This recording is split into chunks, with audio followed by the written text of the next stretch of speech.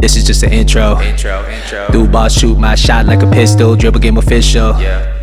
Got all the ops straight jumping out the window. Call the mechanic, I break your bus. 9-9 strength, boy, I take your lunch. If you a sub, then you one of us. Broke boy, leave you crushed. Bow. What is going on YouTube? It is your boy 1 Star a week finna. You are now watching another episode of the Broke Boy Road to Glory. And as you guys know, it's Sunday. It's the last day of the weekend league. But first, I'm going to start this episode off by opening some Gold 3 Squad Battles rewards. I mean, this is pretty much the most I can possibly bring myself to play.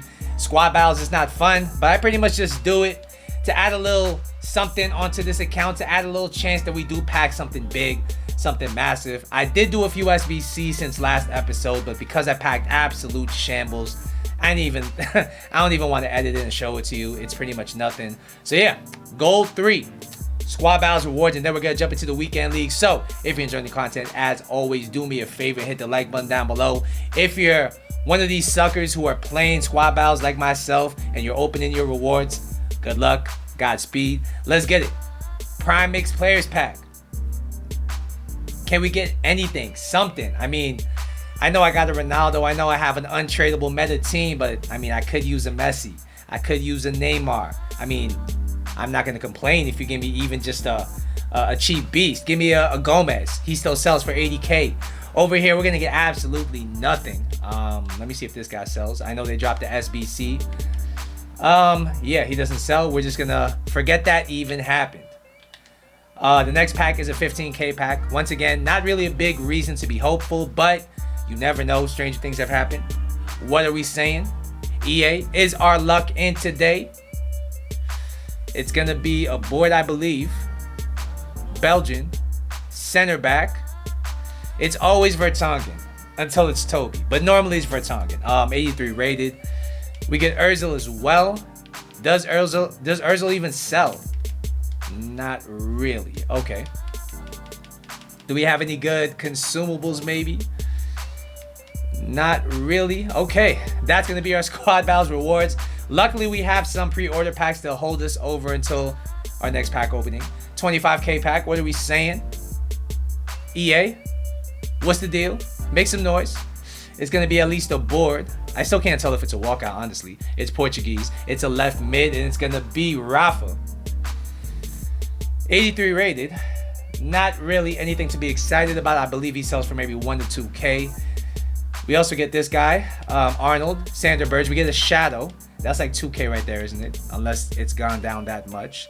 2,400. You know what? I'm going to list that right here, right now. And who's the other one? Rafa. I guess we're going to throw on the transfer list. One more 25K pack to go. Give me another Portuguese player. Give me Ronaldo. I would absolutely love a Ronaldo. I mean, you know the topic of the episode is Ronaldo.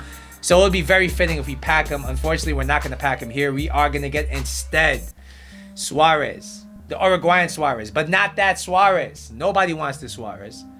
We get Kurt Zuma, an Anchor Cam style, Ole at the wheel as well.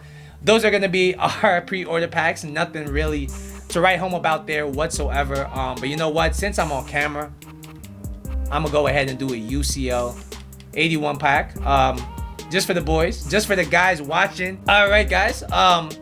Just one. We're only gonna do one. I know I could fall into the trap of just doing a bunch of these and ending up with absolute shambles, but we're gonna do 181 plus UCL player pack. Worst case scenario, he's gonna go into the UCL League SBC, so nothing really off my back. Let's get it. Can we at least get a board? I mean, that would be somewhat of a W, I guess. What are we saying here? It's gonna be French flag. That's a good sign. Center back. Laporte, not a bad pull at all whatsoever. 87 rated Laporte. I mean, he's not really usable. We already have another untradeable Laporte, but it's not the UCL version. So yeah, now let's jump into the squad. And as you guys know, we did not play much weekend league. I did forget to say what my record was at the end of last episode. It was 7-5. Today's Sunday. I had 18 games left to play. I mean, honestly, I didn't even want to finish the weekend league. I just wanted to play the Gold 3. It hasn't been a fun weekend league, but as you guys know, I did pack an untradeable Varane. I sold my Varane, which allowed me to fund this transfer in. Juan Cuadrado Rule Breakers card. I'm still using the 352. And honestly, he's perfect for that role as a right mid in a 3-5-2. Looking at my custom tactics, I mean, because of how bad the weekend league has been gameplay-wise, I've been messing around with custom tactics. I've messed around with the 3-5-2 a little bit. I brought the width up because I felt like I was always getting killed on the wings with the 3-5-2. Everything else is pretty much the same. I even experimented with the 5-2-1-2.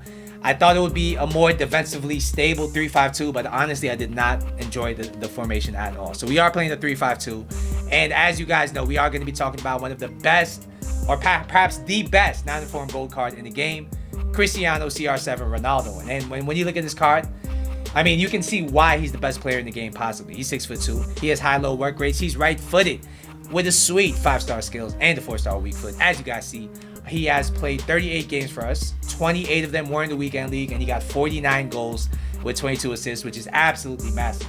Before we go any further, if you're enjoying the content, if you want more content like this, do me a favor, hit the like button down below. And if you're new to the channel, do me a favor and subscribe to the channel. I appreciate all you guys at home for watching this video. So, when you look at the kid, Cristiano Ronaldo, I mean, he looks the most suited to the meta that he's been in a while. I mean, as you guys know, last year he wasn't that meta. His price wasn't that high. But this year he's sitting at about 1.5 million, and there's a good reason for that. I mean, he has the pace, the incredible shooting stats, of course. His passing stats are not bad, and he has the 5-star skills with the dribbling. Unfortunately, he doesn't have the finesse shot trait, but he does have the outside the foot shot trait.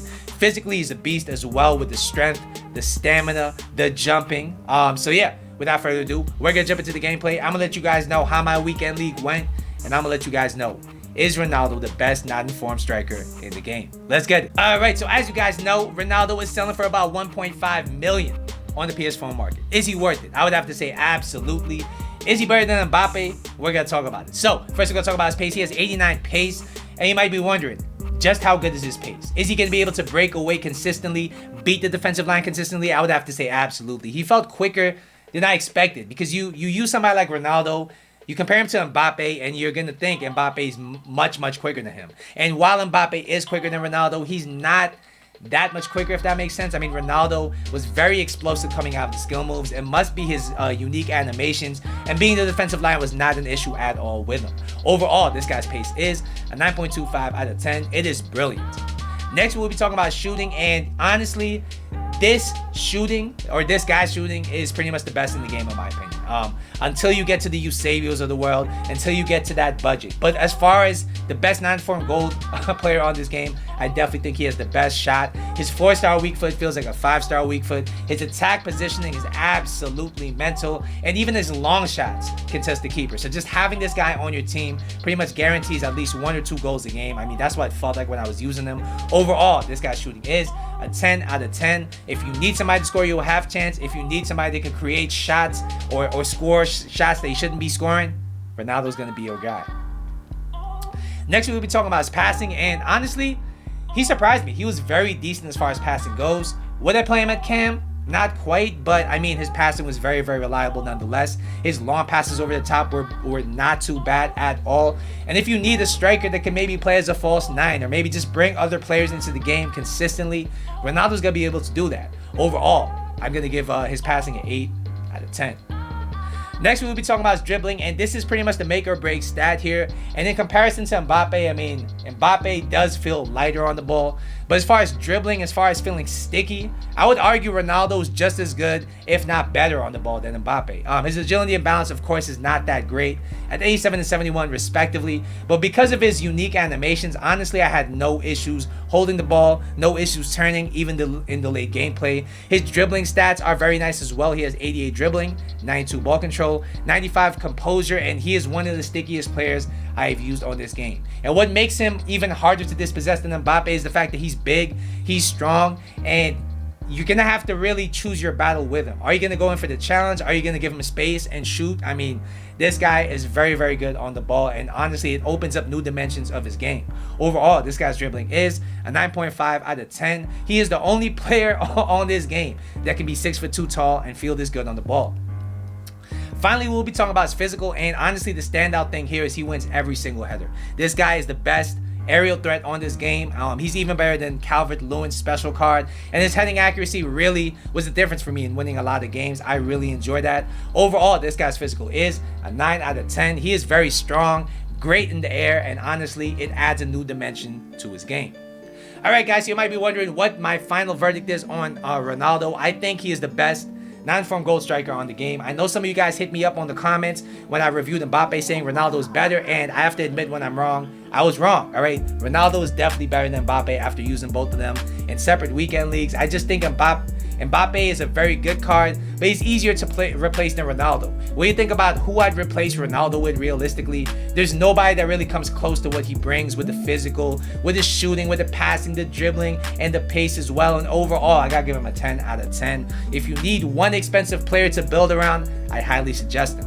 All right, guys, you might be wondering how I'm doing in the weekend league or how I did, and honestly, it took everything in me to finish this weekend league. I got to the point where I went from 7-5 to 13-10, and at that point I was like, do I even continue? Do I just go for gold 3 and quit? And honestly, it was a very tempting thing. Luckily, I didn't really have anything to do today. I just stayed home all day, so I decided to finish my games. And honestly, I wasn't taking it too seriously. I mean, once you're 13-10, you already know gold 1 is out the window. You're just trying to hit gold 2 and chill. And that's what I did. I finished out at 17-11. The funny thing is, I actually had a better record this week than last week by 1 loss. I do think we have to keep on tinkering with our custom tactics or switching up the formation, because ever since that last patch, I mean, I haven't been able to make the 3-5-2 work the same way. It got to the point where, like I said, I experimented with a 5-2-1-2. It still didn't work, and honestly, I'm gonna have to go back to the drawing board. I'm gonna have to do a lot of practicing on rivals. So yeah, that's gonna be my review and weekend league wrap up. Once again, don't forget to like and subscribe. I will see you in the next episode, but until then,